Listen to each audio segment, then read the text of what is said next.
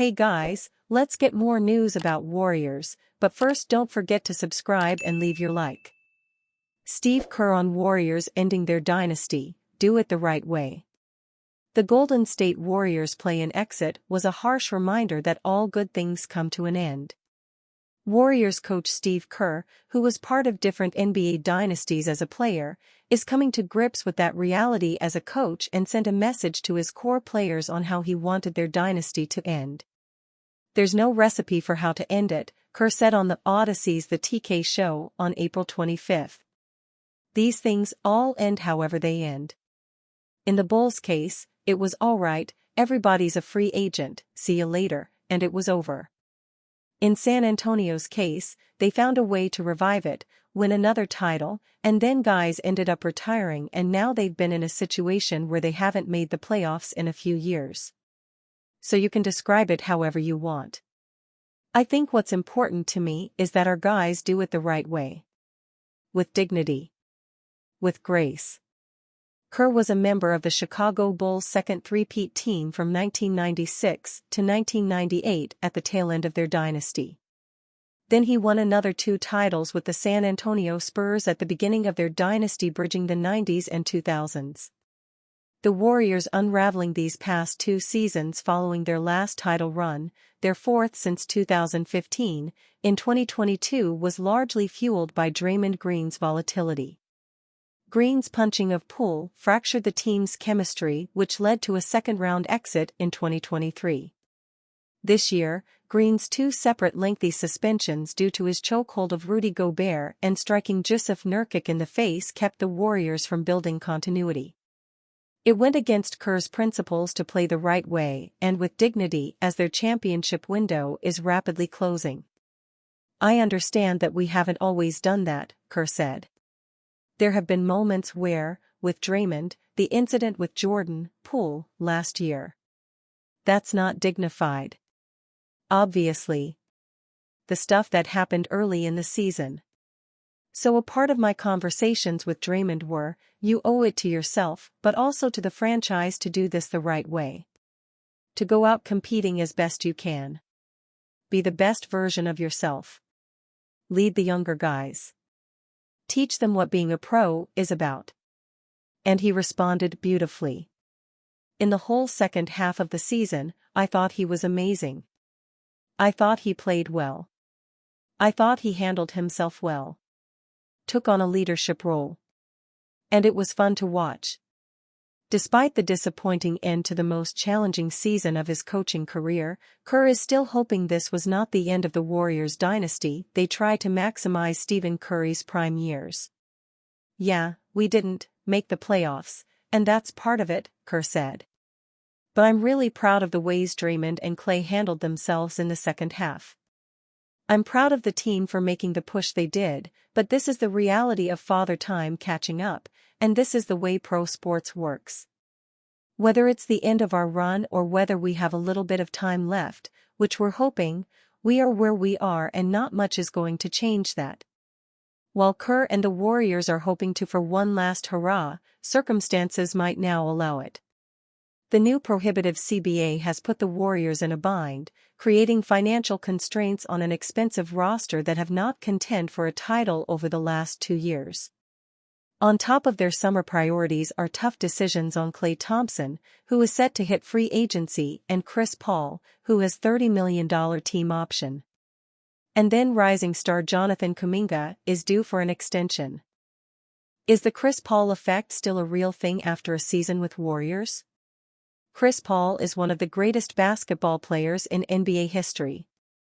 He's a true point guard who came into the league battling the likes of Steve Nash, Tony Parker, Chauncey Billups, Jason Kidd, and Rajon Rondo before ultimately cementing himself as an elite floor raiser for whichever franchise was blessed to have him. But don't take my word for it. According to the San Francisco Chronicle, the CP3 effect is documented, the Chris Paul effect is real, and here is proof to support its existence. Paul is the only player in NBA history to be part of 4 teams that set franchise records for wins in a season.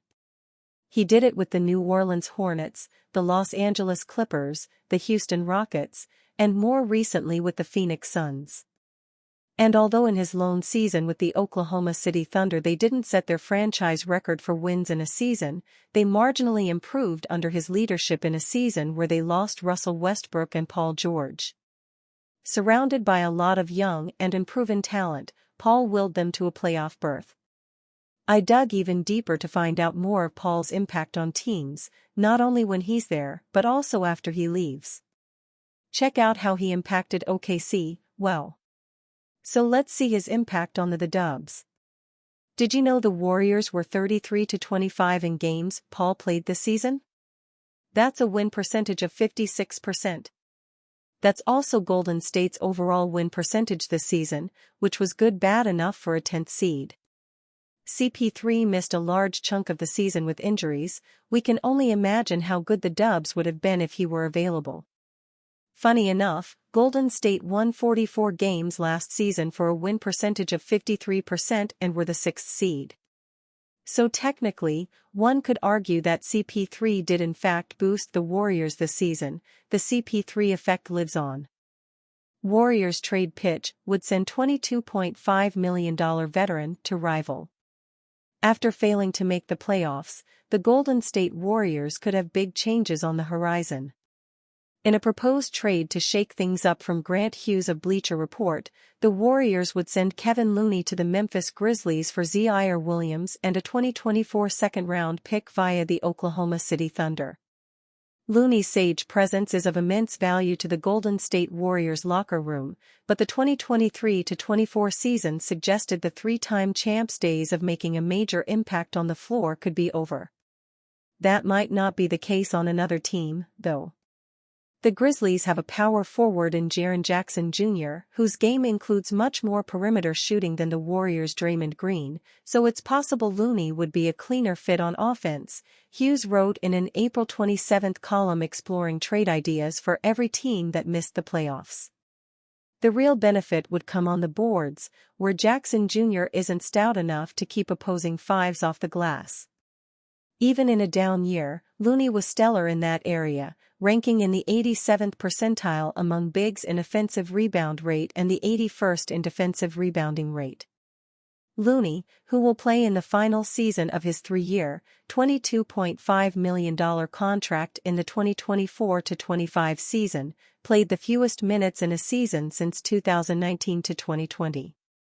The Milwaukee native played just 16.1 minutes per game, averaging 4.5 points and 5.7 rebounds. Golden State Warriors head coach Steve Kerr spoke on the Willard and Dibs show about his diminished role during the season. "I don't think Loon has a bigger fan than me," Kerr said on January 31. "So this has been a hard thing for me to go away from. He's my guy and doesn't mean he's not going to make an impact. I still think he will, but things have turned away from him for the time being." During the last 10 games of the season, Looney played more than 20 minutes just once. Williams, the former number 10 pick in the 2001 NBA draft, would give the Golden State Warriors another young player they can continue to build with. In his 3-year NBA career, Williams has averaged 7.5 points, 2.6 rebounds, and 1.2 assists in 19.6 minutes. During the 2023-24 season, he averaged the most points in his career with 8.2 per game. Williams also had career highs with 3.5 rebounds and 1.5 assists per game. Despite averaging career highs, his efficiency was an issue as the 22-year-old shot just 39.7% from the field and 30.7% from three-point range. Hughes wrote that the Warriors need a younger player instead of aging backups like Looney. Zaire Williams was once a future breakout darling with the Grizz, but the emergence of G.G. Jackson Jr. makes him expendable ahead of restricted free agency in 2025, Hughes wrote. "It's harder to imagine him becoming a high-end starter down the road now than it was a couple of years ago, but the Warriors need lottery tickets like Williams more than they need aging backups like Looney." And you, fan, what do you think of the situation of Kevon Looney? Leave your opinion in the comments.